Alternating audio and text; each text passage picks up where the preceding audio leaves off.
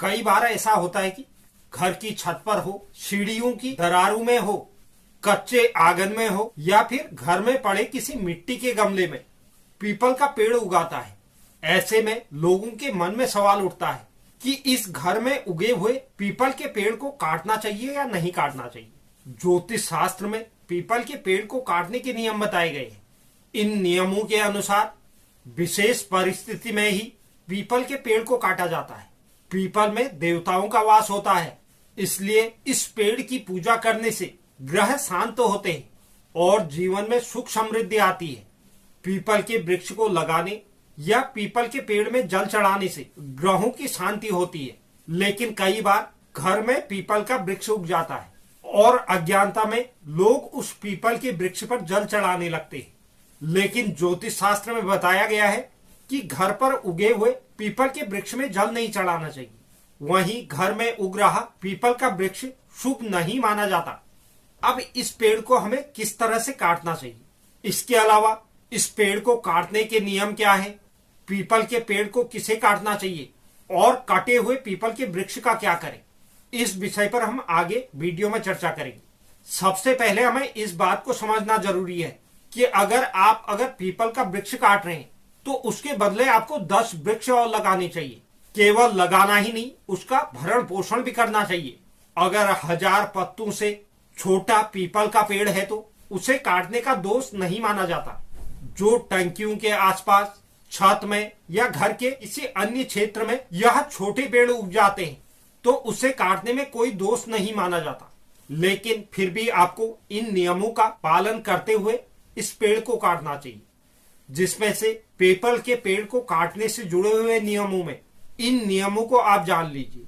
People के पेड़ को काटने से पहले आपको एक रात पहले उस पीपल के पेड़ के नीचे दीपक प्रज्वलित करना है और पीपल के पेड़ में प्रसाद चढ़ाना है और उस पीपल के पेड़ को प्रार्थना करें कि अगर इस पीपल के पेड़ के ऊपर किसी देवता का वास है तो वह यहां से परिवर्तित हो जाए।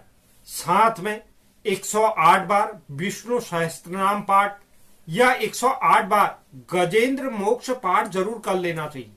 पीपल के पेड़ को किसी भी हाथी, बैल या किसी छोटी कन्या द्वारा निकलवाना चाहिए। इसका अर्थ यह होता है कि हाथी, बैल या छोटी कन्या अगर पीपल पर थोड़ा सा स्पर्श कर दे या बल लगा दे तो फिर इसके बाद पीपल के पेड़ को कहीं और जगह रिप्लांट किया जा सकता है। वहीं अगर पीपल का प्लांट रिप्लांट नहीं हो सके और कटवाना ही पड़े तो आपको ऐसा करना है, जिस कुल्हाड़ी का यूज आप उस पेड़ को काटने के लिए कर रहे हैं उस कुल्हाड़ी के आगे घी या शहद लगाकर उस कुल्हाड़ी को पूरित करें। फिर आप उस कुल्हाड़ी से पीपल के पेड़ को काट सकते हैं।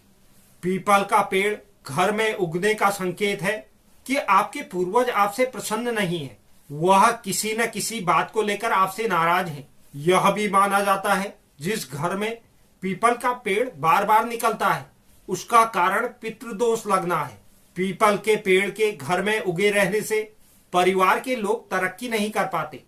घर में रोज नई नई समस्याएं आती है। पीपल के पेड़ को रविवार के दिन ही रिप्लांट करना चाहिए या काटना चाहिए। लेकिन अगर हो सके तो आप पेड़ को रिप्लांट ही करें।